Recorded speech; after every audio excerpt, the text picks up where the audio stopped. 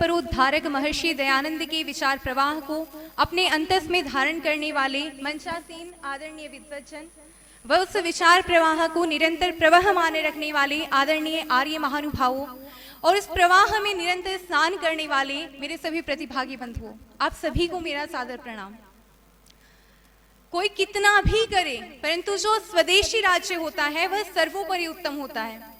और ये शब्द है सोए भारत में नवचेतना फूंकने वाले, गुलाम भारत के लिए आजादी का पहला शंखनाद करने वाले, स्वराज्य के प्रथम उद्घोषक, स्वराष्ट्र स्वसंस्कृति के लिए अपना संपूर्ण जीवन होम करने वाले युग प्रवर्तक आनंद कंद महर्षि दयानंद सरस्वती के।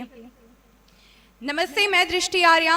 आज हम सब स्वतंत्रता संग्राम में महर्षि दयानंद के योगदान पर विचार कर रहे हैं, अर्थात एक ऐसे युग पुरुष के स्वातंत्र्य संग्राम में योगदान की बात कर रहे हैं जो स्वयं स्वातंत्र्य थे और स्वयं ही संग्राम।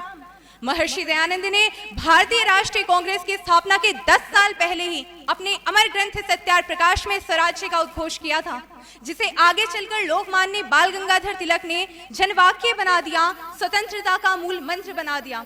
और शायद इसीलिए पंडित गुरुदत्त विद्यार्थी ने सत्यार प्रकाश को 14 नालों के तमंचे की उपाधि दी है।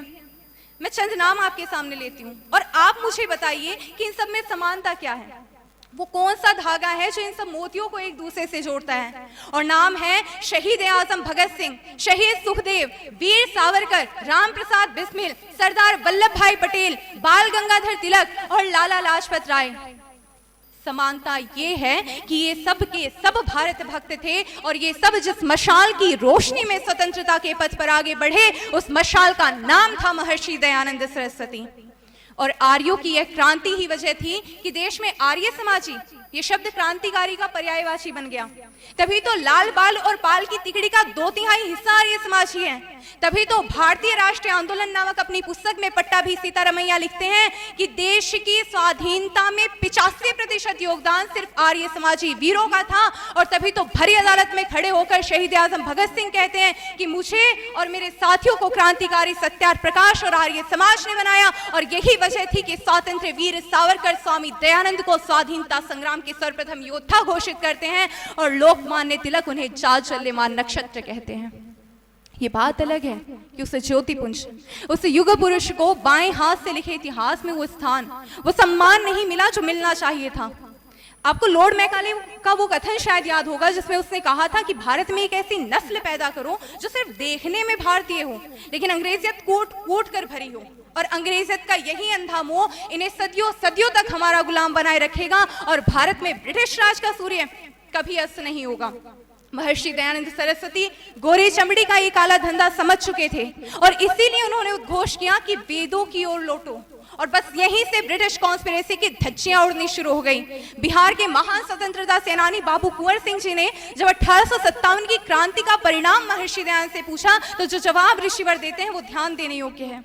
महर्षि दयानंद कहते हैं कि कुंवर भारत 100 वर्षों में गुलाम हुआ है, इसे आजाद होने में भी लगभग इतना ही समय लगेगा। और वैसे भी स्वतंत्रता सस्ती नहीं मिलती, अनेक वर्षों तक असंख्य प्राणों की आहुति देनी होगी, संघर्ष की एक लंबी प्रक्रिया से गुजरना होगा। हम तो बस वो शुरुआत कर रहे हैं जो आज तक किसी ने नहीं की। आखिर कोई तो सूद चुकाए, आखिर कोई तो सूद चुकाए, कोई तो जिम्मा ले उस इनकलाब का जो आज तक उधार सा है। महर्षि दयानंद जानते थे कि 1857 में विजय नहीं मिलेगी लेकिन बिगुल तो बजेगा, भारतवर्ष के प्राणों में कंपन तो होगा, धरती डोलेगी तो, और साहिब बहादुरों की छाती में धसी हुई भारतीय गोलियां महारानी विक्टोरिया को डराएंगी तो ये भी क्या कम है। महर्षि दयानंद ने जो 100 वर्षों की भविष्यवाणी की थी वो सच साबित हुई। 1947 आते आते क्रांतिकारियों ने ब्रिटिशर्स के पैरों तले से भारत की जमीन खींच ली और लाद दिया उनका सामान ब्रिटेन जाने वाले पानी के जहाज में। और सच साबित कर दिखाया ऋषिवर ने ये तथ्य कि सफलता एक दिन में नहीं मिलती, कि सफलता एक दिन में नहीं मिलती, मगर ठान लो तो एक दिन जरूर मिलती है। महर्षि दयानंद ने कहीं प्रत्यक्ष रूप से स्वतंत्रता संग्राम में योगदान दिया, जैसे 1857 की क्रांति में रोटी और कमल योजना के द्वारा, तो कहीं अपने ग्रंथों में स्वराज्य के उद्घोष के द्वारा, तो कहीं परोक्ष रूप से वो स्वाधीनता संग्राम के सेनानी बन गए। महर्षि दयानंद के पट शिष्य पंडित श्यामजी कृष्ण वर्मा ने मदन लाल ढींगरा और वीर सावरकर जैसे कितने ही क्रांतिकारियों को तैयार किया। अमर हुतात्मा स्वामी श्रद्धानंद ने कितने ही वीरों को प्रशिक्षण दिया, स्वामी ओमानंद ने कितने ही भूले भटकों को राष्ट्र सेवा के पथ का पथिक बना दिया। इसकी कोई गणना करना भी चाहे तो कैसे कर सकता है।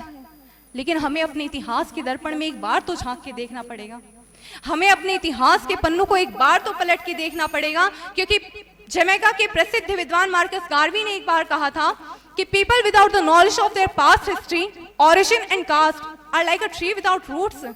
जो अपनी संस्कृति, अपनी उत्पत्ति, अपने इतिहास से अनभिज्ञ है, वो व्यक्ति जड़हीन वृक्ष से ज्यादा और क्या हो सकता है। इसलिए हमें जानना चाहिए कि किस तरह माता भूमि पुत्रो हम पृथिव्याः यते महेश्वराज्ये वयम राष्ट्रे जागरियाम पुरोहिताः इत्यादि वेदोद्घोषों के द्वारा महर्षि दयानंद नव जागरण के, राष्ट्र जागरण के पुरोधा बन गए। जब हम अपने महानायकों को उनकी शिक्षाओं, उनकी कथाओं, उनकी पुस्तकों के द्वारा जीवित रखेंगे, केवल तभी हमारा भारत जीवित और जागृत रह सकेगा।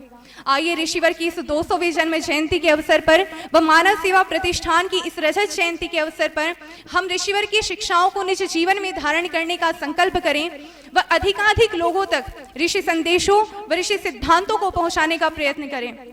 अंत में ऋषिवर का वंदन करती हुई, उनका जयगान करती हुई मैं चंद पंक्तियों के द्वारा अपनी वाणी को विराम देना चाहूंगी कि चट्टानें चारण बन जाती हैं, कि चट्टानें चारण बन जाती हैं, आकाश गवाही देता है, सूरज प्रशस्तियां लिखने को सोने की स्याही देता है, सागर धूलों को धोता है, पर्वत पगड़ी बन जाता है, कि सागर धूलों को धोता है, पर्वत पगड़ी बन जाता है। दयानंद की जय गाथा का मनवंतर गीत सुनाता है, ऋषिवर की जय गाथा का मनवंतर गीत सुनाता है, मनवंतर गीत सुनाता है। बोलिए महर्षि देव दयानंद की। इत्योम शम।